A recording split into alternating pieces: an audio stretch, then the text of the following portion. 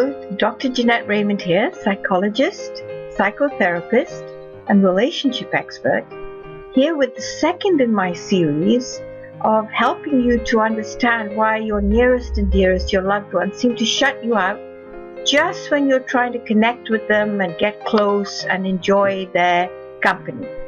So you remember in the first video, I told you that the biggest fear was that you're going to wipe them out, that it's very threatening, and the only thing they can do to survive in that moment is to shut you out. Well, today I'm going to tell you about the second reason why your nearest and dearest might shut you out. And I'm going to do it through an example. I had a client who was afraid that if she heard the feelings of her boyfriend or her mother or her colleagues at work, whoever they might be, if she actually tuned into what they were feeling, that it was going to be wiping out her feelings, that there was only enough room for one set of feelings. It either had to be hers or somebody else's. So as soon as someone wanted to be close to her and share their day, tell her what they were feeling, maybe get close, exchange information, she would get so anxious and so afraid that her feelings didn't matter anymore. It was almost as if her feet were not on the ground. And she obviously went into a tizzy, got very, very anxious and upset, and she would then start to talk over them and wipe them out instead. So she had to kind of kill them off so that she felt that there was enough room for her feelings. It didn't occur to her, and she had no experience, that there's enough room for everybody's feelings.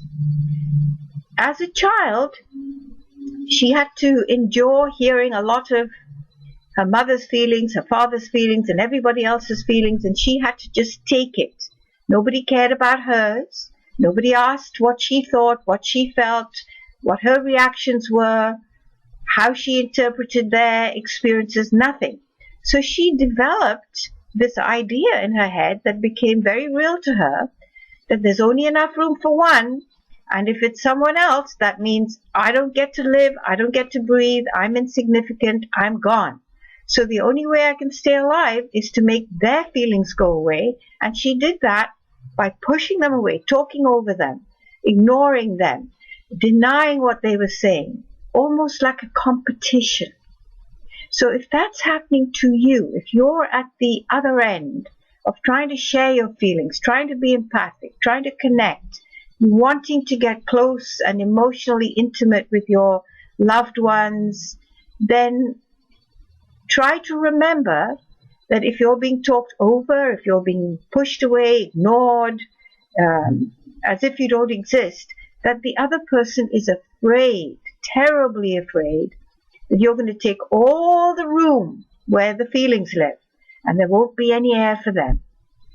Think about it that way, and then approach it very, very gently, just asking a little bit before telling.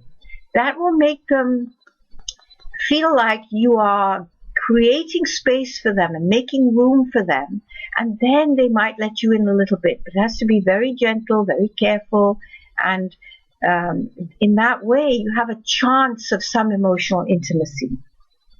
So in the third video, I'll tell you another reason why your loved ones push you away when you're trying to get emotionally close.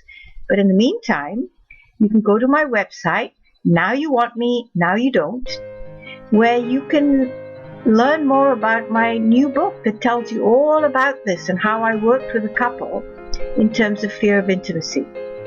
The book is Now You Want Me, Now You Don't, Fear of Intimacy, 10 Ways to Recognize It and 10 Ways to Manage It in Your Relationship. And you'll be able to get excerpts and see more stuff there and get a much deeper understanding of why your loved ones are afraid of you becoming emotionally intimate with them. I look forward to seeing you next time, and please give me your feedback, comments, suggestions. I'd love to have them.